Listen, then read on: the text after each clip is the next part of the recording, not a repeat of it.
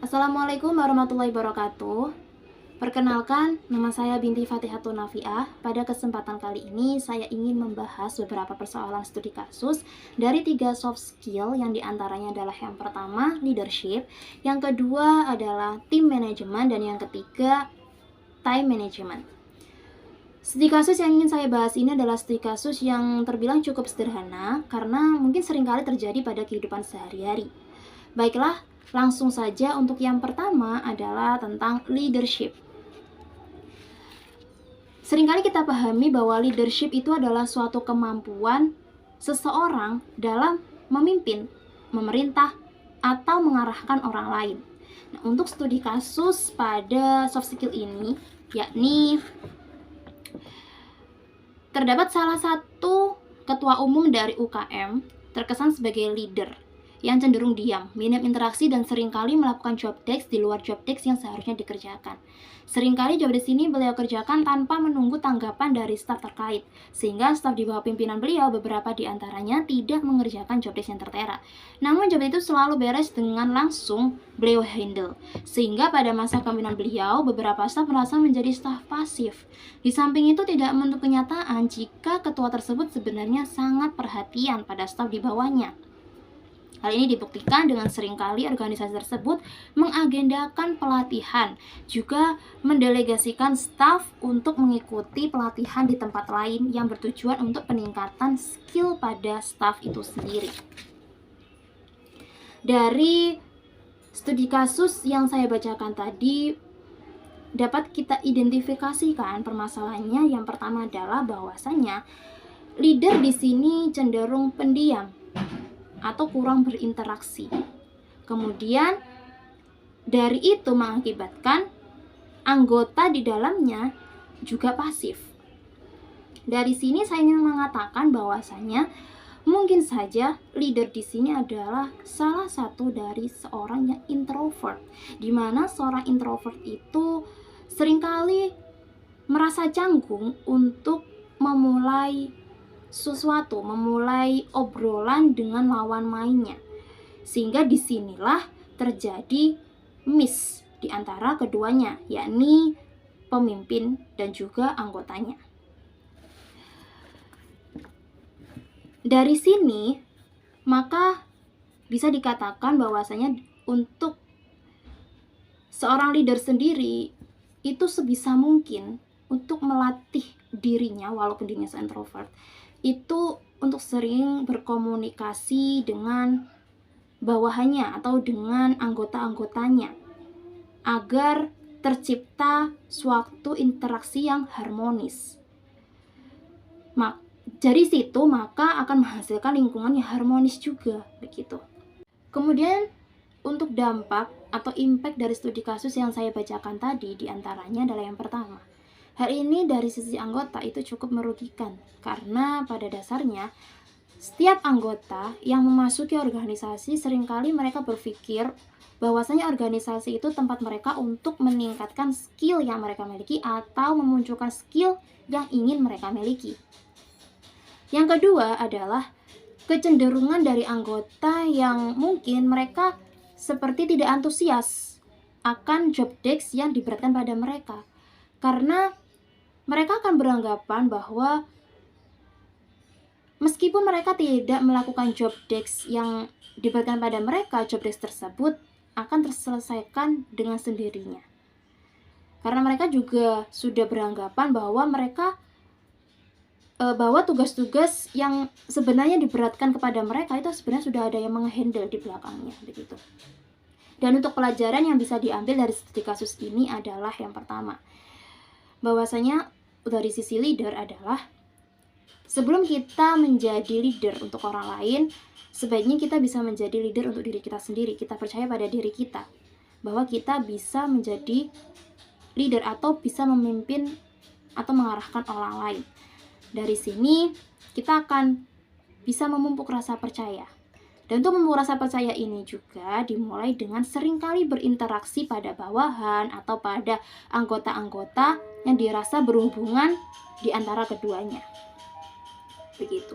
Kemudian dari sisi anggota, mereka juga bisa melalui pendekatan secara personal, yakni mendekatkan diri terlebih dahulu kepada leader. Mungkin saja karena leader itu cenderung sulit berkomunikasi dengan orang lain atau introvert tadi, maka bisa kita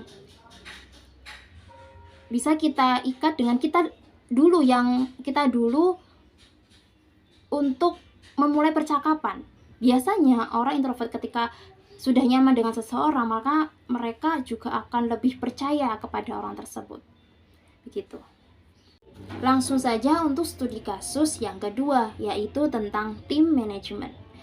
Tim manajemen ini seringkali dipahami suatu ide kumpulan dari beberapa orang yang mempunyai tujuan yang sama, yang diantara salah satunya mereka menjadi seorang pemimpin dari tim tersebut. Untuk studi kasus pada soft skill ini diantaranya adalah berikut. Salah satu grup debat dari kampus yang menjadi tuan rumah memutuskan untuk tidak jadi melanjutkan ke tahap berikutnya setelah sebelumnya telah melewati babak penyisian hingga mendapatkan posisi the best 10 dengan posisi grup terbaik nomor 4. Keputusan ini dikeluarkan setelah ketua tim mengikuti TM atau technical meeting, dan ia sangat kuat untuk membawa anggotanya agar tidak lagi meneruskan perlombaan. Setelah ditelusuri, hal ini diduga ketua tim tersebut terdistrak oleh pernyataan salah satu peserta TM, di mana para peserta tersebut mengatakan bahwa akan ada kecurangan nantinya dari pihak tuan rumah karena salah satu peserta yang lolos babak penyisian itu adalah dari kampus itu sendiri.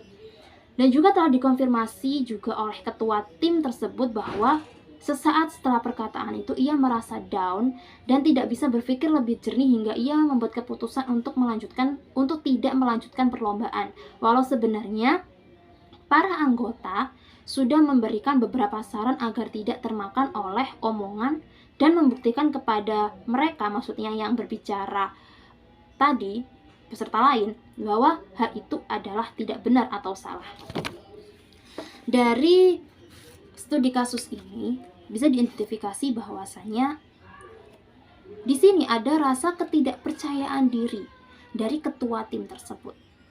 Kemudian ada juga kekeras-kepalaan dari ketua tim yang mana dia tidak mendengarkan lebih jernih lagi saran-saran dari anggota. Dan juga dari ketua tim ini terbilang terburu-buru untuk membuat suatu keputusan. Dampak dari studi kasus ini adalah yang pertama, tentunya adanya kerugian pengalaman yang tidak mungkin dirasakan oleh ketua tim itu sendiri, tapi juga tim lainnya atau anggota-anggotanya. Kemudian akan timbulnya rasa kecewa, khususnya dari dari anggota selain ketua tim tadi atas keputusan yang telah ditentukan. Karena di sini kan memang dari ketua tim itu sendiri adalah dia kekeh untuk tidak melanjutkan perlombaan. Karena mungkin dari rasa down tadi sehingga memicu pemikirannya untuk tidak melanjutkan perlombaan. Dan kekecewaan ini tidak akan berhenti pada anggota saja, tapi juga akan berasal dari dosen, atau bisa juga kajur, ataupun hingga dekan. Karena pada dasarnya ketika seorang mahasiswa itu mengikuti lomba, bahkan itu mewakili dari kampus itu sendiri, maka dia tidak akan luput terinfo ke para dosen. Terlebih jika dia pun satu-satunya grup. Nah, di sini studi kasusnya adalah dia satu-satunya grup yang lolos dari kampus yang menjadi tuan rumah itu sendiri.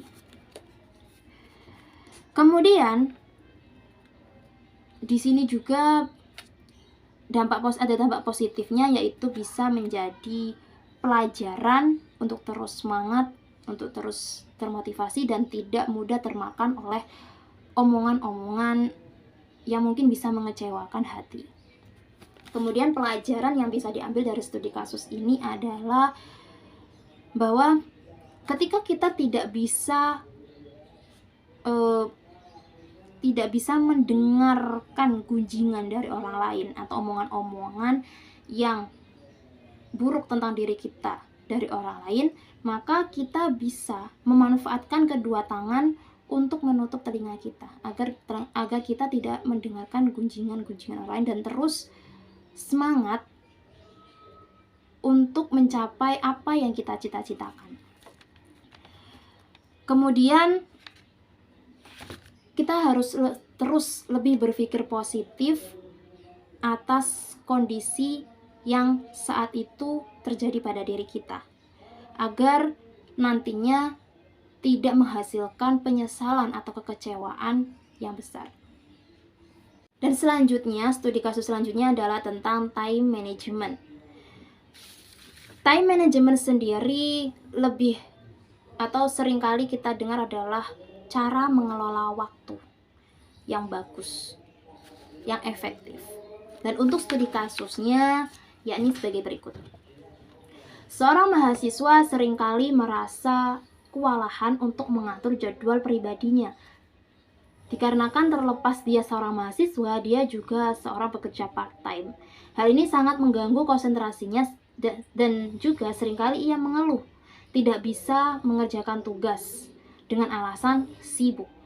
Terlebih jika itu tugas kelompok, bahkan tidak ada juga tiba-tiba ia akan sulit untuk dihubungi, terlebih saat waktu pengumpulan tugas. Walaupun setelahnya ia akan meminta maaf dengan alasan yang sama. Dari sini bisa diidentifikasi bahwasanya ini adalah suatu problem yang berasal dari diri dia sendiri. Dia tidak mau berusaha untuk mengubah mindset agar apa yang sebenarnya menjadi masalah itu bisa mendapatkan solusi terbaik. Kemudian untuk dampak dari studi kasus ini adalah yang pertama, tentunya itu akan merugikan diri dia sendiri. Bukan hanya diri sendiri, dia juga akan merugikan orang lain, khususnya pada kerja kelompok itu sendiri. Kemudian dia akan membuang-buang waktu dengan percuma karena dia tidak bisa menghandle waktu itu dengan baik. Dia juga akan membuang kesempatan yang ada, di mana kesempatan itu seharusnya ia gunakan untuk lebih mengekspresikan diri untuk menjadi lebih baik. Untuk pelajaran yang bisa diambil dari studi kasus ini adalah ketika kita mengalami kesulitan terhadap aktivitas yang kita lakukan, maka cobalah untuk memahami diri kita sendiri. Kita analisis kondisi-kondisi atau aktivitas-aktivitas yang kita lakukan. Cobalah untuk membagi aktivitas-aktivitas tersebut dalam empat konsep yang seringkali dibahas dalam time management, di mana yang pertama adalah aktivitas penting dan mendesak, kedua aktivitas penting tapi tidak mendesak, dan yang ketiga aktivitas tidak penting tapi mendesak, dan yang keempat adalah tidak mendesak juga tidak penting. Nah, dengan memaksimalkan konsep seperti itu, maka akan memunculkan keadaan yang lebih baik, terutama pada keproduktifan pada diri kita. Kemudian pelajaran kedua bisa diambil adalah selalu support diri kita untuk terus melakukan yang terbaik, dan jangan stuck pada zona nyaman kita saat ini, karena diri kita itu harus selalu survive terhadap keadaan yang bisa memunculkan sisi terbaik dari dalam diri kita. Baiklah, itu semua penjelasan singkat dari studi kasus yang saya paparkan. Semoga bisa dipahami dan tidak terlalu belibet. Sekian dari saya, terima kasih atas waktu dan atensinya. Saya akhiri, wassalamualaikum warahmatullahi wabarakatuh.